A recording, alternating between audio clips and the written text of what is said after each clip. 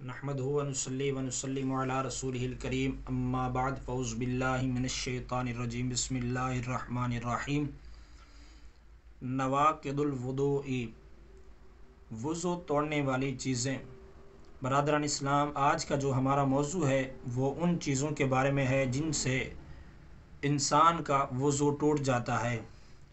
جیسا کہ آپ جانتے ہیں کہ اس سے پہلے ہم نے وضو کے فرض بیان کیے تھے اور وضو کی سنت میرے آقا علیہ الصلوۃ والسلام کا طریقہ وہ بیان کیا تھا۔ تو آج ہم آقا علیہ الصلوۃ والسلام کے فرمان سے ان چیزوں کو ذکر کریں گے جن سے وضو ٹوٹ جاتا ہے۔ تو حدیث رسول کی طرف چلتے ہیں، جس کے راوی حضرت ابو ہریرہ رضی اللہ تعالی عنہ آپ روایت کرتے ہیں کہ میرا آقا علیہ الصلوۃ والسلام نے فرمایا، جس شخص کی ہوا خارج ہو گئی اس کی نماز قبول نہیں ہوگی جب تک وہ وضو نہیں کرے گا۔ یعنی اس حدیث سے یہ ایک مسئلہ ہمیں پتہ چلا کہ جس بندے کی ہوا خارج ہو جائے گی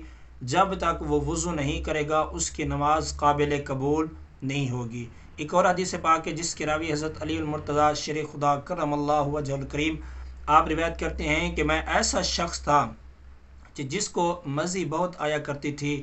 اور میں آقا علیہ الصلوۃ والسلام کی بارگاہ میں اس سوال کے بارے میں پوچھنے سے میں شرم محسوس کرتا تھا، یعنی میں اس چیز کے حیا محسوس کرتا تھا کہ میں آقا علیہ الصلوۃ والسلام کی بارگاہ میں کس طرح سوال کروں، جب کہ میرے آقا علیہ الصلوۃ والسلام کی شہزادی حضرت سیدہ طیبہ طاہرہ عابدہ زاہدہ حضرت فاطمہ الزہرا رضی اللہ تعالی عنہ آپ کے نکاح کے اندر تھی، اور آپ اس بنا پر حیا کی بنا پر یہ مسئلہ نہیں پوچھنا چاہتے تھے۔ اور میرے آقا علیہ الصلوۃ والسلام کی صحابہ رسول حضرت علی مرتضیٰ شیر خدا کرم اللہ وجہ الکریم نے حضرت مقداد بن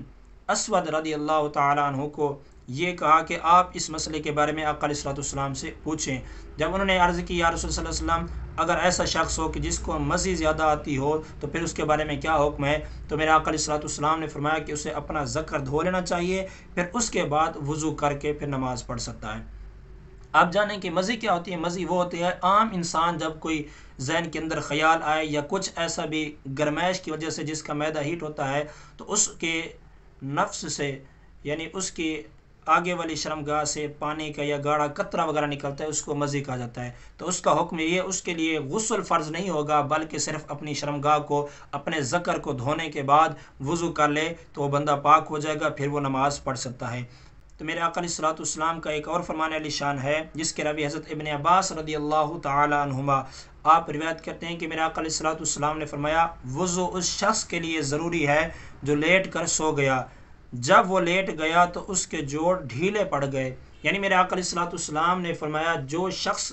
لیٹ کر سو جائے گا، جس کی آنکھ لگ جائے گی، تو اس پر ضروری ہے کہ وہ وضو کرے، وہ وضو کر کے پھر نماز ادا کرے۔ یعنی جب